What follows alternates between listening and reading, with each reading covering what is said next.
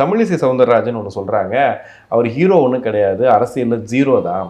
NDA கூட்டணிக்கு வந்தார் அப்படின்னா அவர் வந்து ஒரு நல்ல அரசியலை பண்ண முடியும், ரொம்ப பாதுகாப்பான அரசியலை பண்ண முடியும், இல்லை ரொம்ப கஷ்டப்படுவார் அப்படின்னு சொல்லிட்டு ஒரு மிரட்டல் மாதிரியே சொல்கிறாங்க. இதை எப்படி பார்க்குறீங்க?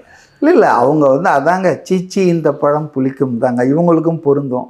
அவங்க தம்பி விஜய் வரணும், தம்பி விஜய் எங்கள் கூட வரணும், திமுகவை தோக்கடிக்கிறதுக்கு அவர் உதவி பண்ணணும், எல்லாம் பேசிகிட்டு இருந்தாங்க ஒரு கட்டம் வரைக்கும். பட்டு அதை தான் நான் எல்லா இடத்துலையுமே சொல்கிறேன், அந்த ஸ்டேஜ் ஓவர் ஆயிடுச்சு. ஸ்டேஜ் 1 அவரை இழுக்கிறது, அவரை அதான் நான் சொன்னேன், அந்த பொண்ணை காதலிச்சுட்டு ஓடுறது.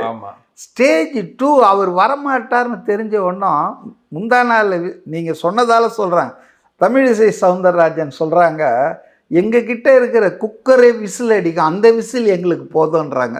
யூ சி, அதாவது இது கிடைக்காதுன்னு தெரிஞ்சோன்னும் கிட்டாதாயின் வெட்டன மரன்னு சொல்லுவாங்க. அந்த மாதிரி இவங்க வந்து லூஸ்தனமாக பேசிகிட்டு இருக்காங்க. அதுக்கு மேலே அதில் நான் எதுவும் சொல்கிறதுக்கு விரும்பலை. So they got very much disappointed. அவங்க என்ன நினச்சாங்கன்னா, விஜய் ஒரு சாதாரண ஆக்டருனாலே அவங்களுக்கு ஏகப்பட்ட ஃபினான்ஷியல் கமிட்மெண்ட், இன்கம் டேக்ஸ், அது இது இருக்கும் இல்லை, நம்ம அதை வச்சு எதாவது உருட்டலாம், அவரை மிரட்டலாம் அப்படின்னு நினச்சாங்க. பட்டு is not a ordinary man.